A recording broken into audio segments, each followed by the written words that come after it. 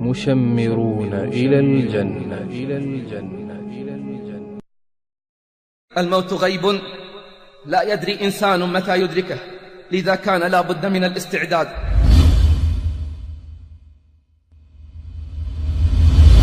قال أبو حازم: كل عمل تكره الموت من أجله فاتركه ثم لا يضرك متى مت. لو تعلم بأحوال أهل القبور، كم من الموتى في قبورهم يتحسرون، وكم منهم من يسأل الرجعة فلا يقدرون. أما قال الله: حيل بينهم وبين ما يشتهون. ما قيمة الحياة؟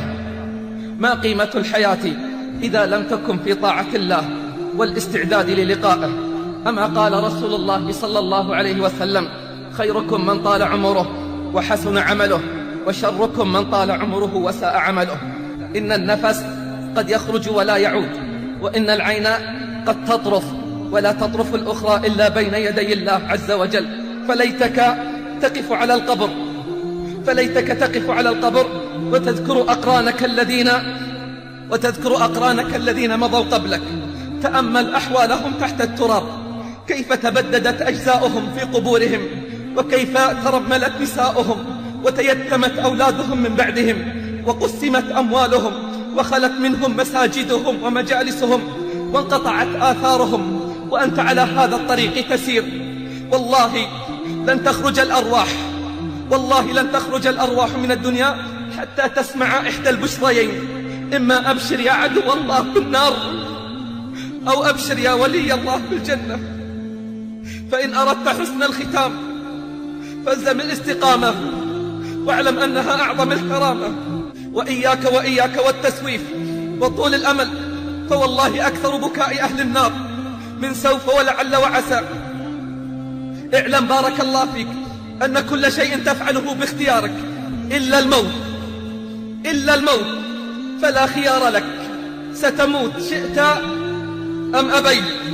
قال الحسن: فاتق الله يا ابن آدم، لا تجتمع عليك خصلتان: سكرة الموت وحسرة الفوت والندامة. فيا لها من ساعة لا تشبهها ساعة يتألم فيها أهل التقى، فكيف بأهل الإضاعة؟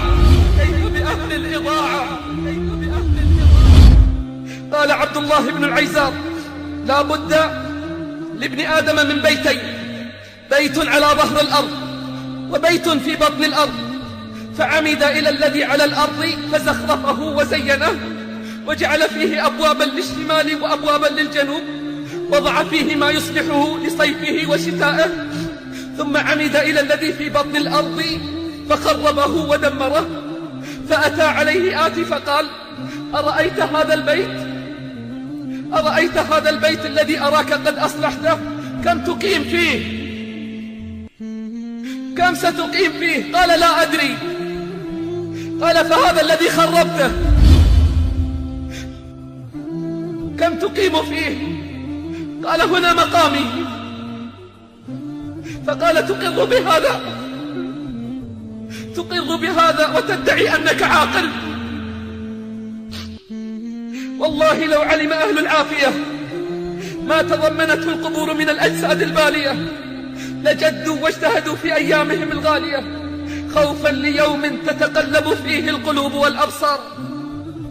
لو كان بالقلوب حياة، ولكن أسمعت لو ناديت حيا، ولكن لا حياة لمن تنادي. أفق من سكرتك قبل حسرتك، وتذكر نزور حفرتك وهجران الأقارب، وانهض عن بساط الرقاد وقل: أنا تائب.